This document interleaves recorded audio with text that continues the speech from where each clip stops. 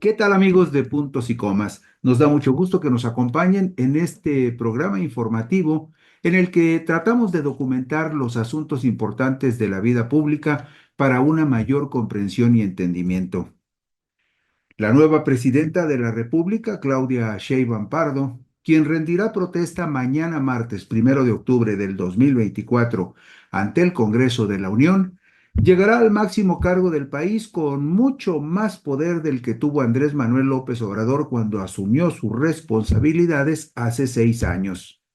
Pero la primera mujer presidenta de la República en poco más de 2 siglos de México como país independiente, será también la segunda mandataria de una fuerza de izquierda que llega al poder en forma consecutiva en la historia moderna del país.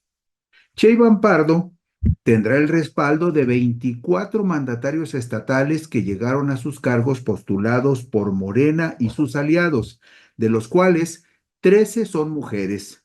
Y dispondrá también la nueva presidenta de mayoría calificada en las dos cámaras del Congreso de la Unión para realizar las reformas constitucionales que le permitirán afianzar el proyecto de la Cuarta Transformación.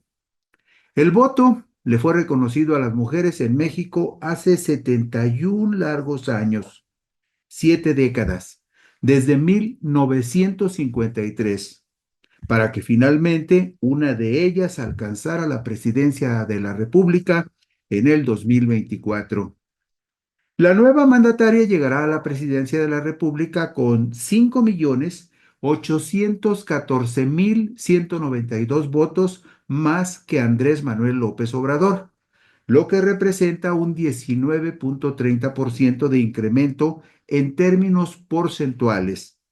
Andrés Manuel superó en los comicios del 2018 al panista Ricardo Anaya Cortés por una diferencia de 30.92%, mientras que Claudia le sacó a la panista Xóchitl Gálvez Ruiz una diferencia de 32.31% en 2024.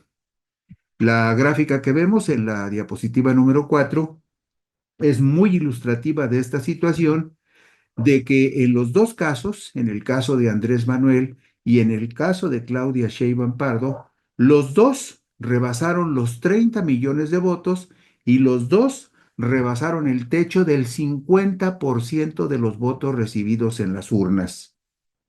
Los ciclos se repiten y suceden hechos muy singulares en la historia, pues la primera mujer que aspiró a la presidencia de la República en nuestro país fue una candidata de izquierda, María del Rosario Ibarra de la Garza, conocida como Rosario Ibarra de Piedra.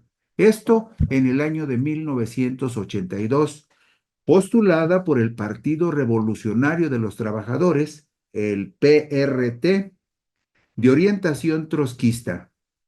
Y 42 años después, por fin llega al cargo más importante del país una mujer, también representante de una corriente de la izquierda mexicana, encabezada por Morena. En 1982, doña Rosario Ibarra de Piedra logró el 1,77% de la votación.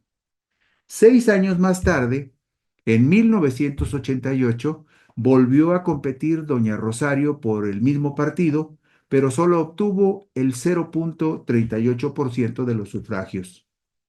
En 1994, dos mujeres participaron en la contienda presidencial. Cecilia Guadalupe Soto González, del Partido del Trabajo, quien sumó 2,75% de los sufragios, y Marcela Lombardo Otero, del Partido Popular Socialista, con el 0,47% de los votos. Si vemos la gráfica número 7, la diapositiva número 7, observaremos que en 1994, por el Partido del Trabajo, Cecilia Guadalupe Soto González logró el 2,75%, y vemos también en esta tabla que en 1994 Marcela Lombardo Otero, del Partido Popular Socialista, alcanzó el 0,47%. En los comicios del 2006, Dora Patricia Mercado Castro, postulada por el Partido Socialdemócrata, obtuvo el 2,70% de los votos depositados en las urnas. En el 2012, Josefina Eugenia Vázquez Mota, del Partido Acción Nacional, logró el 25,39%. Ese había sido el porcentaje más alto que una mujer había logrado en la contienda por la presidencia de la República. Y en el 2018 fue postulada como candidata independiente la expanista Margarita Esther Zavala Gómez del Campo. Ella se retiró de la contienda el miércoles 16 de mayo del 2018, cuando se dio cuenta que en promedio solamente marcaba el 5% de las preferencias electorales. Desde que ocurrió la alternancia en el año 2000, solo Andrés Manuel López Obrador y Claudia Sheinbaum Pardo han mantenido una constante en las contiendas presidenciales que escenificaron y ganaron. Los dos superaron a sus rivales por más de 30 puntos porcentuales de diferencia, haciendo ver pálidas las victorias que obtuvieron los candidatos ganadores en los tres procesos anteriores en los que triunfaron aspirantes de PAN y de PRI. El gobierno de la autodenominada Cuarta Transformación y su consolidación durante los próximos 6 años está garantizado, con la mayoría calificada en las dos cámaras del Congreso de la Unión, lo que permitirá a la izquierda hacer las reformas constitucionales necesarias para cumplir su premisa de que en el próximo sexenio su principal preocupación seguirá siendo atender las necesidades y carencias de los más pobres. Andrés Manuel superó en los comicios del 2018 al panista Ricardo Anaya Cortés por una diferencia de 30,92%, mientras que Claudia le sacó a la panista Xóchitl Gálvez Ruiz una ventaja de 32,31%. En el año 2000, el año de la alternancia en la presidencia de la República, el panista Vicente Fox Quesada le ganó al priista Francisco Labastida Ochoa por una diferencia de apenas 6,41%. Muy lejos quedó la cerradísima y cuestionada victoria del panista Felipe de Jesús Calderón Hinojosa por una diferencia de apenas 0,56% sobre Andrés Manuel López Obrador en el 2006. Y lo mismo palidece el triunfo del priista Enrique Peña Nieto sobre López Obrador en el 2012 por apenas 6,6% de ventaja. En la diapositiva número 10 vemos esta tabla donde se ilustran los porcentajes de la época prácticamente del partido único hasta el año de 1994, cuando Ernesto Zedillo Ponce de León gana con el 48,69%. 48,69%.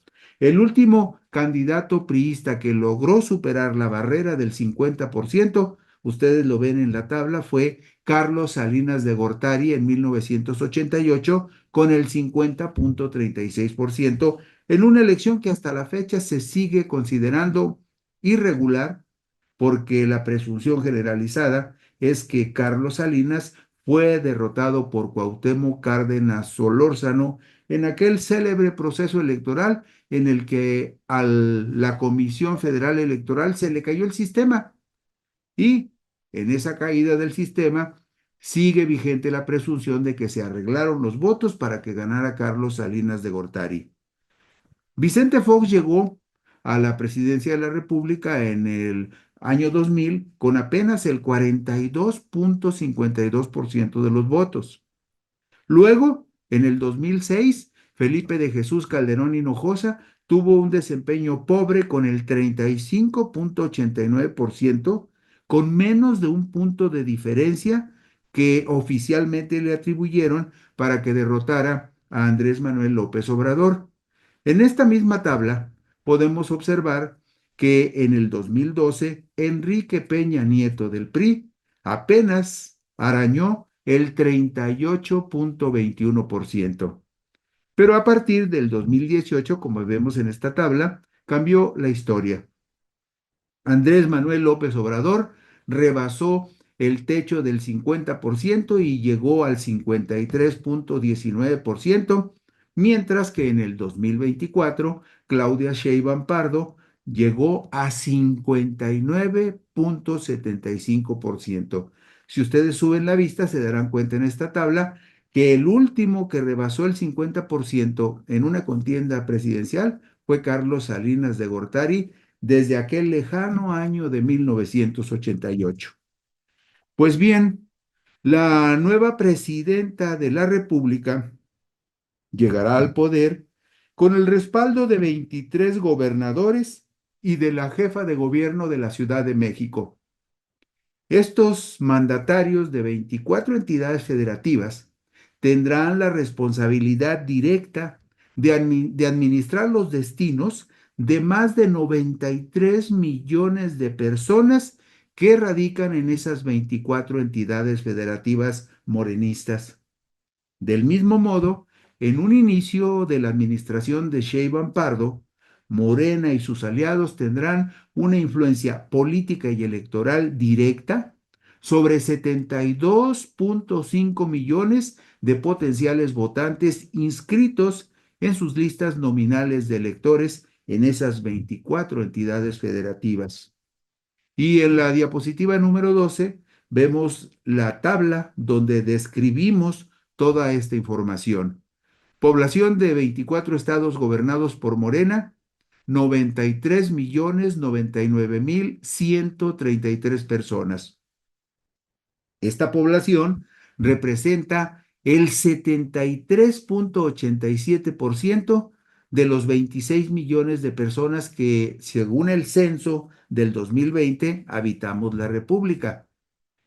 Con respecto a los potenciales votantes que viven en estos 24 estados gobernados por Morena y sus aliados, de acuerdo con la lista nominal de electores del Instituto Nacional Electoral en el pasado marzo, con corte al pasado marzo, en estas 24 entidades gobernadas por Morena viven 72.591.550 personas que tienen credencial de elector y que podrían acudir a las urnas en los próximos comicios, los del 2027, lo que le da a Morena una influencia directa política y electoral sobre más de 72 millones de personas.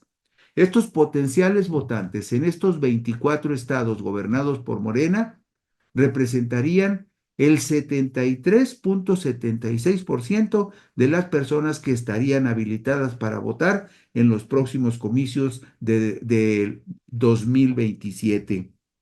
Y nada más para cerrar estos datos, en 2024 de las 24 entidades federativas gobernadas por Morena, 10 estarán encabezadas por mujeres. Y digo estarán porque algunas de las nuevas gobernadoras tomarán posesión en las semanas siguientes o en el cierre del año.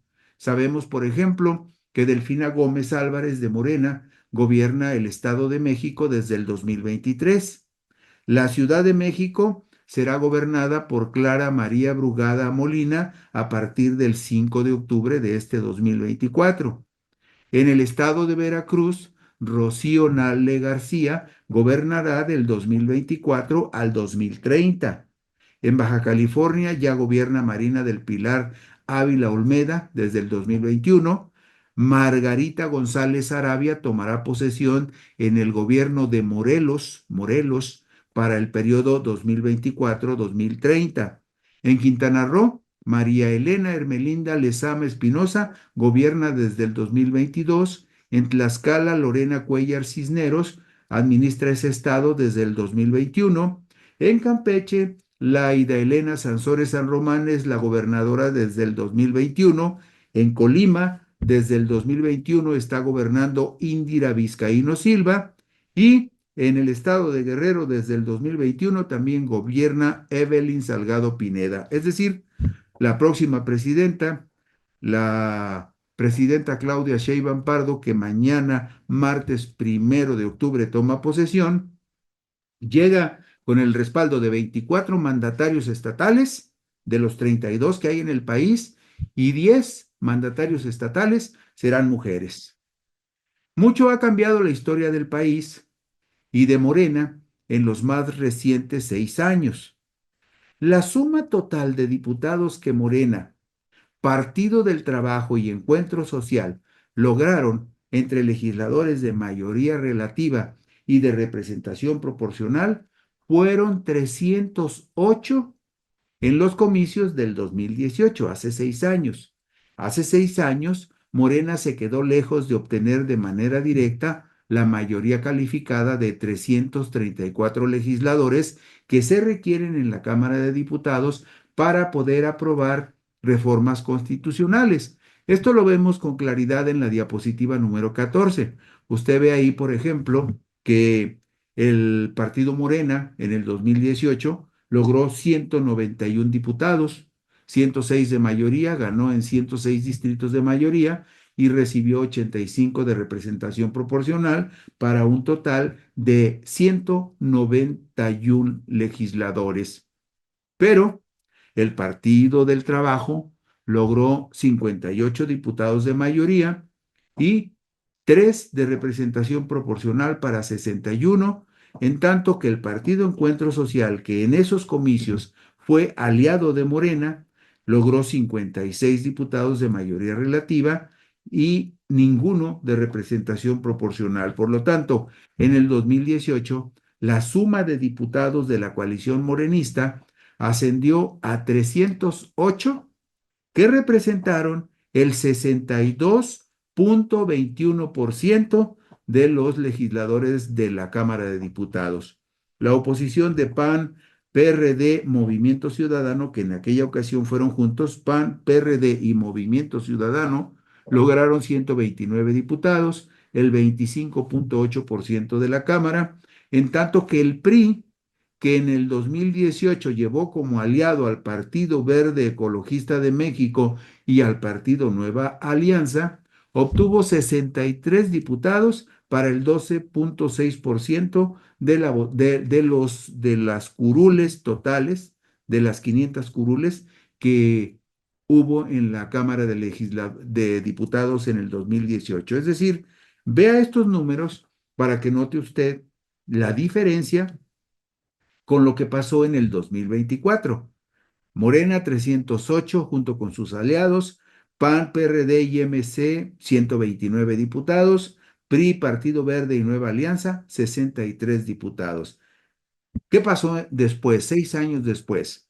6 años después, Morena y sus aliados dieron una muestra contundente de su poder. Luego de la jornada del 2 de junio del 2024, Morena, PT y Partido Verde alcanzaron 364 legisladores que le permiten a la nueva presidenta superar con mucho la mayoría calificada que se requiere en el Palacio Legislativo de San Lázaro para aprobar reformas a la Constitución Política de los Estados Unidos Mexicanos. Morena y sus aliados tienen en este momento 364 legisladores y la mayoría calificada para aprobar reformas constitucionales es de 334. Es decir, Morena tiene 30 legisladores más del mínimo que necesita para hacer la mayoría calificada. Es decir, tiene una holgadísima ventaja después de hacer la mayoría calificada de 334 legisladores con 30 legisladores adicionales para aprobar sin problemas cualquier reforma constitucional en la Cámara de Diputados.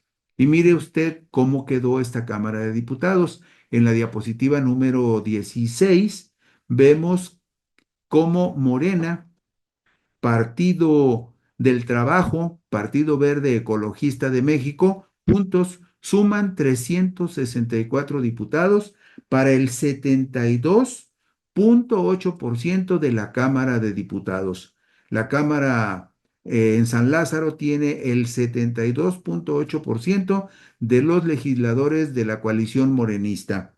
PAN, PRI y PRD apenas alcanzaron a sumar 108 legisladores cuando vimos que hace 3 años tuvieron 129, ahora nada más alcanzaron 108, y Movimiento Ciudadano, que se fue solito en estas elecciones del 2024, alcanzó 27 diputados federales. Pero hay que hacer la observación, Movimiento Ciudadano solamente ganó un diputado de mayoría relativa. Lo ganó en el estado de Jalisco, en el Distrito 2 con cabecera en Lagos de Moreno. Y vea usted, un triunfo de mayoría relativa y le dan 26 diputados de representación proporcional. Es en estos casos cuando nos preguntamos, ¿de dónde surge esa idea de que Morena y sus aliados están sobre representados en la Cámara de Diputados, cuando un partido como Movimiento Ciudadano, que solamente tuvo un triunfo de mayoría en los 300 distritos electorales del país, un triunfo de mayoría de MC, y le dan 26 diputados de representación proporcional? Pero ahí no hay sobrerepresentación, en el caso de Morena sí.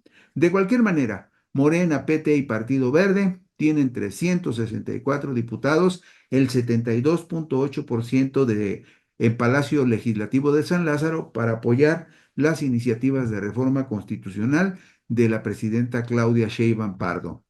También son muy favorables las condiciones para Claudia Sheinbaum Pardo en la Cámara de Senadores, aunque en la suma de senadores de mayoría relativa y de representación proporcional en los comicios del 2018, Morena, Partido del Trabajo y Partido Encuentro Social sumaron apenas 69 escaños en el Senado, que representaron el 53.90% de la llamada Cámara Alta. Pero vea usted estos números. Morena, PT, Partido Encuentro Social, 69 senadores para apenas el 53.90%, muy lejos con 69 senadores de los 86 que se requieren para la mayoría calificada. PAN, PRD y Movimiento Ciudadano, 38 senadores, 29.68% hace 6 años, en los comicios presidenciales de hace 6 años. PRI, Partido Verde y Partido Nueva Alianza, 21 senadores para el 16.40%. Vea estos números y vamos a compararlos con lo que sucedió en los pasados comicios del 2 de junio del 2024.